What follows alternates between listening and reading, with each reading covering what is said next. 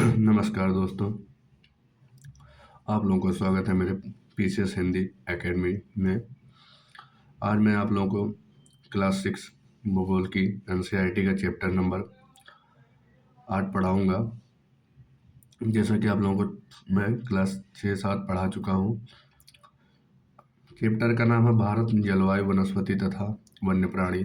आप मौसम के बारे में प्रतिदिन समाचार पत्रों में पढ़ते हैं तथा टेलीविजन पर देखते हैं अथवा दूसरों को इस संबंध में बातें करते हुए सुनते भी हैं। आप जानते हैं कि मौसम वायुमंडल में प्रतिदिन होने वाले परिवर्तन होते हैं। इनमें तापमान, वर्षा तथा सूर्य के विकिरण इत्यादि शामिल है। उदाहरण के लिए मौसम कभी गर्म या कभी ठंडा होता है। कभी कभी आसमान में बादल छा जाते हैं तो कभी वर्षा होती है। आपने ध्यान दिया होगा कि जब बहुत दिनों तक मौसम गर्म रहता है तब उनको ऊनी वस्त्रों की आवश्यकता नहीं पड़ती है। आप खाने पीने में ठंडे पदार्थों को पसंद करते हैं। इसके विपरीत ऐसा भी दिन होता है जब आपको ऊनी वस्त्रों के बिना ठंड लगती है। ठंडी और तेज हवाएं चलती हैं। इन दिनों में आप गर्म चीजें खाना पसंद करते हैं। जैसा कि इस चैप्टर में बताया गया है दोस्त, कि जो मौसम होता है वो मौसम के अकॉर्डिंग हमारा खान पे डिपेंड करता है। जैसे कि गर्मियों के मौसम में हम ठंडा खाना पसंद करते हैं और ठंडियों के मौसम में हम गर्म चीज़ों को खाना पसंद करते हैं। गर्मियों में हम ठंडी वस्त्रों, पतली वस्त्रों, हल्की वस्त्रों का प्रयोग करते हैं, वही जो ठंडी में हम ऊनी वस्त्रों का प्रयोग करते हैं। सामान्यतः भारत में प्रमुख मौसम होते हैं। दिसंबर से फरवरी तक ठंड का मौसम, जिसे सर्दी कहते हैं। मार्च मई तक गर्म का मौसम, जिसे गर्मी कहते हैं। जून से दिसंबर तथा दक्षिण पश्चिम मानसून का मौसम वर्षा होता है। अक्टूबर नवंबर मानसून लौटने का मौसम होता है, इसे शरद कहते हैं। शीत ऋतु, ठंडे मौसम में सूर्य की सीधी किरणें नहीं पड़ती है। जो ठंडी मौसम होता है दोस्तों, उसमें सूर्य की किरणें सीधे नहीं पड़ती हैं, जिसके परिणाम स्वरूप उत्तर भारत में तापमान कम हो जाता है। उसका परिणाम यहाँ, जब सूर्य की किरणें सीधे नहीं पड़ती तो उसका परिणाम यहाँ होता है कि उत्तर भारत में तापमान कम हो जाता है। ग्रीष्मकाल, गर्मी के मौसम में सूर्य की किरणें अधिकतर सीधी पड़ती हैं। तापमान बहुत अधिक हो जाता है। दिन के समय गर्म शुष्क एवं पवन बहती हैं, जिसे लू कहा जाता है। दक्षिण पश्चिम मानसून या वर्षा का मौसम, यह मानसून के आने तथा आगे बढ़ने का मौसम है। इस समय पवन बंगाल की खाड़ी तथा अरब सागर से स्थल की ओर बहती हैं। वे अपने साथ नमी लाती हैं तथा जब वे पवनें पहाड़ों से टकराती हैं तब वर्षा करती है।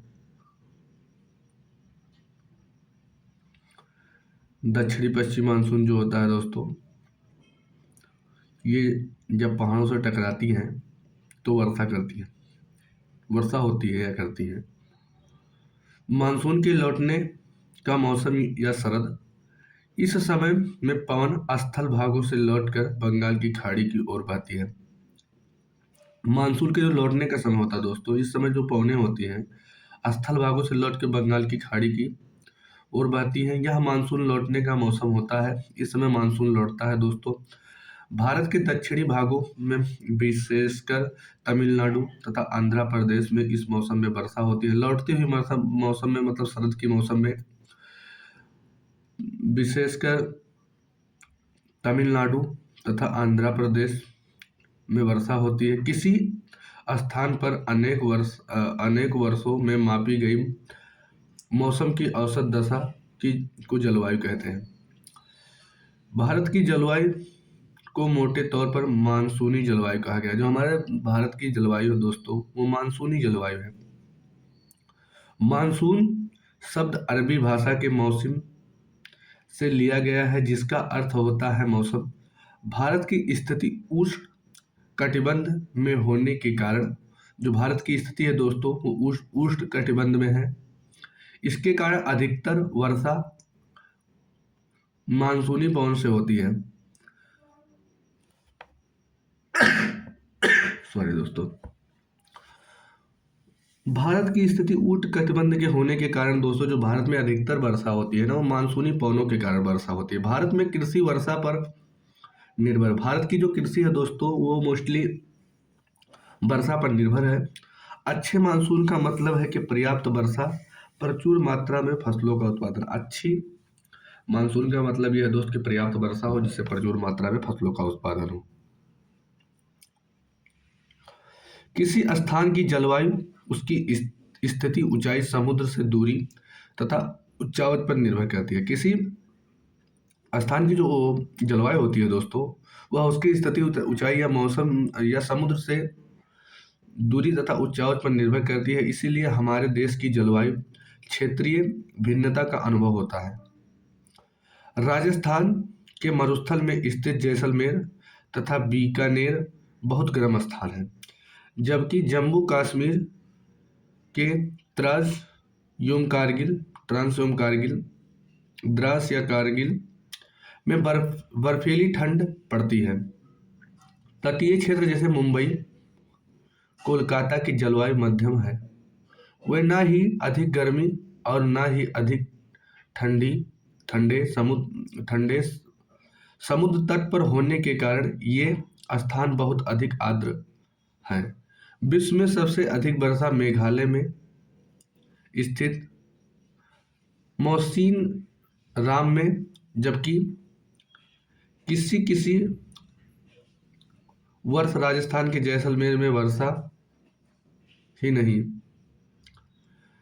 कहने का मतलब ये है दोस्तों कि सबसे अधिक वर्षा जो होता है मेघालय के मौसीराम में होता है, और कभी कभी ये होता है कि राजस्थान के जैसलमेर में वर्षा ही नहीं होती है। प्राकृतिक वनस्पति, हम अपने चारों तरफ विभिन्न प्रकार के पादप जीव देखते हैं। हरे घास वाले मैदान में खेलना कितना अच्छा लगता है। कुछ पौधे छोटे होते हैं जिन्हें झाड़ी कहा जाता है, जैसे कैक्टस तथा फूलों वाले पौधे इत्यादि। इसके अतिरिक्त बहुत से लंबे वृक्ष होते हैं, उनमें से कुछ में बहुत शाखाएं तथा पत्तियां होती हैं, जैसे नीम, आम के कुछ वृक्ष ऐसे होते हैं जिनमें पत्तियों की मात्रा बहुत कम होती है, जैसे नारियल, घास, झाड़ियाँ तथा पौधे जो बिना मनुष्य की सहायता से उपजते हैं उन्हें प्राकृतिक वनस्पति कहा जाता है। ऐसे वनस्पति दोस्त जो बिना मनुष्य की सहायता से उपजे हैं उन्हें प्राकृतिक वनस्पति कहा जाता है। क्या आप कभी यह नहीं सोचते हैं कि ये एक दूसरे से किस प्रकार भिन्न है? अलग अलग जलवायु में अलग अलग प्रकार की वनस्पतियां पाई जाती हैं दोस्तों। और जिस प्रकार की जलवायु होती है उसी प्रकार की वनस्पतियां पाई जाती हैं। इनमें वर्षा की मात्रा सबसे महत्वपूर्ण होती है। जो वनस्पतियों को मतलब जिस प्रकार की वनस्पति होती है, जलवायु के हिसाब से वनस्पति होती है, तो जलवायु जो ये वनस्पति दोस्तों, इनमें वर्षा की मात्रा सबसे महत्वपूर्ण होती है। जलवायु की भिन्नता के कारण भारत में अलग अलग तरह की वनस्पतियां पाई जाती हैं। भारत की वनस्पतियों को 5 प्रकारों में विभाजित किया जा सकता है। उष्णकटिबंधीय सदाबहार वन, उष्णकटिबंधीय पतझड़ वन, कटीली झाड़ियाँ, पर्वतीय वनस्पति तथा मैंग्रोव वन। उष्णकटिबंधीय वर्षा वन, उष्णकटिबंधीय वर्षा वन उन क्षेत्रों में पाए जाते हैं जहां वर्षा बहुत अधिक होती है। ये इतने घने होते हैं दोस्तों उष्णकटिबंधीय वर्षा वन कि सूर्य का प्रकाश जमीन तक नहीं पहुंच पाता है। वृक्षों की अनेक प्रजातियां इन वनों में पाई जाती हैं। ये वन वर्षा के अलग अलग समय में अपनी पत्तियां गिराते हैं, फलता हुए हमेशा हरे भरे दिखाई देते हैं। जो उष्णकटिबंधीय वर्षा वन होते हैं दोस्तों, ये हमेशा हरे भरे दिखाई देते हैं और उन्हें सदाबहार वन कहा जाता है। अंडमान निकोबार द्वीप समूह उत्तरी पूर्वी राज्यों के कुछ भागों तथा पश्चिमी घाट के सकरी पट्टी में पाए जाने वाले प्रमुख वृक्ष महोगनी, एबो एबोनी तथा रोजवुड हैं। ये उष्णकटिबंधीय सदाबहार वन है दोस्तों, या पर वर्षा वन। उष्णकटिबंधीय पतझड़ वन, हमारे देश में बहुत बड़े भाग में इस प्रकार के वनस्पति पाए जाते हैं। इन वनों को मानसूनी वन कहा जाता है। उष्णकटिबंधीय जो पतझड़ वन होते हैं दोस्तों, इन्हें मानसूनी वन कहा जाता है। ये कम घने होते हैं और वर्षा के एक निश्चित समय में अपनी पत्तियां गिराते हैं। और वर्ष के मतलब जो उष्णकटिबंधीय पतझड़ वन होते हैं दोस्तों, ये वर्ष के हमेशा नहीं, वर्ष के एक निश्चित समय में अपनी पत्तियां गिराते हैं। इन वनों में पाए जाने वाले महत्वपूर्ण पेड़ जो होते हैं, साल होते हैं, सागौन होते हैं, पीपल होते हैं, नीम होते हैं, शीशम होते हैं। ये मध्य प्रदेश, उत्तर प्रदेश, बिहार, झारखंड, छत्तीसगढ़, उड़ीसा तथा महाराष्ट्र के कुछ भागों में पाए जाते हैं। उष्णकटिबंधीय पतझड़ वन की बात हो रही है। अब आप लोग आइए दोस्तों, कटीली झाड़ियाँ। इस प्रकार की वनस्पतियां देश के शुष्क भागों में पाई जाती हैं। जो कटीली झाड़ियाँ होती हैं दोस्तों, ये शुष्क प्रदेशों में पाई जाती हैं जहाँ वर्षा थोड़ा निम्न होती है। पानी की क्षति को कम करने के लिए इनकी पत्तियों में बड़े कांटे होते हैं। इनके महत्वपूर्ण वृक्ष हैं कैकटस, खैर, बबूल, कीकर इत्यादि। ये राजस्थान, पंजाब, हरियाणा, पश्चिमी घाट के पूर्वी ढालों तथा गुजरात में पाई जाती है। अब आप लोग आइए पर्वतीय वनस्पतियां। पर्वतों के ऊंचाई के अनुसार वनस्पतियों के विभिन्न प्रकार पाए जाते हैं। जिस प्रकार पर्वतों की ऊंचाई होती है दोस्त, उसी प्रकार की वनस्पतियां भी विभिन्न प्रकार की ऊंचाई होती है तो विभिन्न प्रकार की वनस्पतियां पाई जाती हैं। ऊंचाई बढ़ने के साथ तापमान में कमी आती है। समुद्र तल से 1500 मीटर से 2500 मीटर तक की ऊंचाई के बीच पेड़ों का आकार शंक्वाकार होता है। ये पौधे शंकुधारी वृक्ष कहे जाते हैं। इन वनों के महत्वपूर्ण वृक्ष चीड़, पाइन, देवदार हैं। पर्वतीय वनस्पति के जो वृक्ष हैं जैसे चीड़, पाइन, देवदार हैं। मैंग्रोव वन, ये वन खारे पानी में भी रह सकते हैं। जो मैंग्रोव वन होते हैं दोस्त, ये खारे पानी में भी रह सकते हैं। ये मुख्यतः पश्चिम बंगाल के सुंदरवन तथा अंडमान निकोबार द्वीप समूहों में पाए जाते हैं। समुद्री इस प्रकार के वनों की महत्वपूर्ण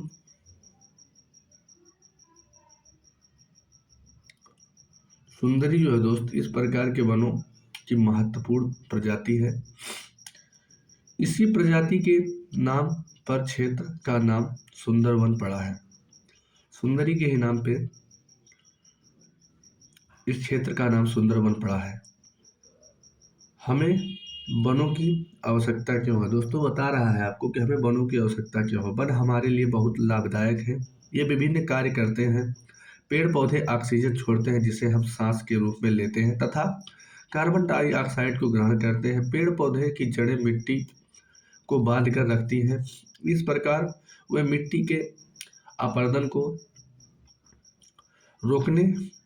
रोकते हैं। वनों से हमें ईंधन, लकड़ी, चारा, जड़ी बूटियां, लाख, शहद, गोंद इत्यादि प्राप्त होते हैं। वन वन्यजीवों की प्राकृतिक निवास है। पेड़ पौधे अंधाधुंध कटाई के कारण भारी मात्रा में प्राकृतिक वनस्पतियां समाप्त हो गई हैं। हमें अधिक पौधे लगाने चाहिए। जो पेड़ बचे हैं उनकी रक्षा करना चाहिए। दोस्तों, ये बता रहा है कि बहुत से प्राकृतिक वन को काट दिया गया है और हमारा कर्तव्य होना चाहिए कि हमें पेड़ को लगाना चाहिए। जो वन बचे हैं उन्हें बचाना चाहिए, उनकी रक्षा करना चाहिए। हम लोगों को पेड़ के महत्व के बारे में बताना चाहिए। हम लोग कुछ खास आयोजन जैसे वन महोत्सव मनाकर अधिक से अधिक लोगों को इस प्रयास में शामिल कर सकते हैं तथा पृथ्वी को हरा भरा रख सकते हैं। वन्य प्राणी। वन विभिन्न प्रकार के प्रजातियों का निवास होता है। वनों में जंतुओं की हजारों प्रजातियां तथा बड़ी संख्या में विभिन्न प्रकार के सरीसृप, उभयचरों, पक्षियों, स्तनधारियों, कीटों तथा कृमिकों का निवास होता है। बाघ हमारा राष्ट्रीय पशु यह देश के विभिन्न भागों में पाया जाता है। गुजरात के गिर वन में एशियाई शेरों का निवास है। हाथी तथा एक सींग वाले गैंडे असम के जंगलों में घूमते हैं तथा केरल एवं कर्नाटक में भी मिलते हैं। ऊंट भारत के रेगिस्तान तथा जंगली गधा कच्छ केरल में पाए जाते हैं। जो ऊंट होते हैं रेगिस्तान में पाए जाते हैं, जंगली गधे जो होते हैं कच्छ केरल में पाए जाते हैं। जंगली बकरी, हिम तेंदुआ, भालू इत्यादि हिमालय के क्षेत्र में पाए जाते हैं। इनके अतिरिक्त बहुत से दूसरे जानवर जैसे बंदर, सियार, भेड़िया, नीलगाय, चीतल इत्यादि भी हमारे देश में पाए जाते हैं। भारत में पक्षियों की भी ऐसी ही प्रचुरता है। मोर हमारा राष्ट्रीय पक्षी है। भारत में पक्षी तोता, मैना, कबूतर, बुलबुल तथा बतख इत्यादि हैं। अन्य बहुत सारे राष्ट्रीय पक्षी उद्यान हैं जो पक्षियों को उनका प्राकृतिक निवास प्रदान करते हैं। उद्यान शिकारियों से पक्षियों की रक्षा करते हैं। क्या आप अपने क्षेत्र में पाए जाने वाले पक्षियों के नाम बता सकते हैं? भारत में सांपों की सैकड़ों प्रजातियां पाई जाती हैं। उन्हें कोबरा एवं करौत प्रमुख हैं। भारत में दोस्तों जो सांपों की प्रमुख प्रजातियां पाई जाती हैं उसमें कोबरा एवं करौत प्रमुख हैं। वनों के काटने तथा जानवरों के शिकार के कारण भारत में पाए जाने वाले वन्य जीवों की प्रजातियां तेजी से घट रही हैं। बहुत सी प्रजातियां तो समाप्त हो सॉरी चुकी हैं। उनको बचाने के लिए बहुत सारे नेशनल पार्क, पशु विहार, जीव मंडल, आरक्षित क्षेत्र स्थापित किए गए हैं। सरकार ने हाथियों तथा बाघों को बचाने के लिए बाघ परियोजना एवं हस्त परियोजना जैसे परियोजनाओं को शुरू किया है। क्या आप भारत के कुछ पशु विहार के नाम तथा मानचित्र में उनकी स्थिति को बता सकते हैं? आप वन्यजीवों के संरक्षण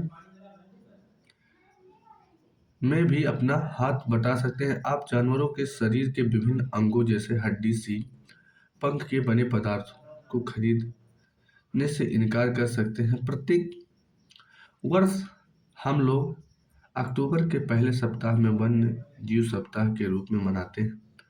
वन्य जीव सप्ताह कब मनाया जाता है तो आपको ये पता होना चाहिए। अक्टूबर के पहले सप्ताह में वन्य जीव सप्ताह मनाते हैं ताकि वन्य जीवों के निवास को संरक्षित रखने के लिए जागरूकता लाई जा सके। आप लोगों का ये भी चैप्टर समाप्त हुआ दोस्तों। अब मैं आप लोगों को कल क्लास 7 की एनसीईआरटी पढ़ाऊंगा। आप लोगों ने इतना समय दिया क्लास 6 की एनसीईआरटी में, आप लोगों का बहुत बहुत धन्यवाद। अब आप लोग कल आइए क्लास 7 की एनसीईआरटी में। जैसा भी होगा आप लोग कमेंट सेशन में बताइए।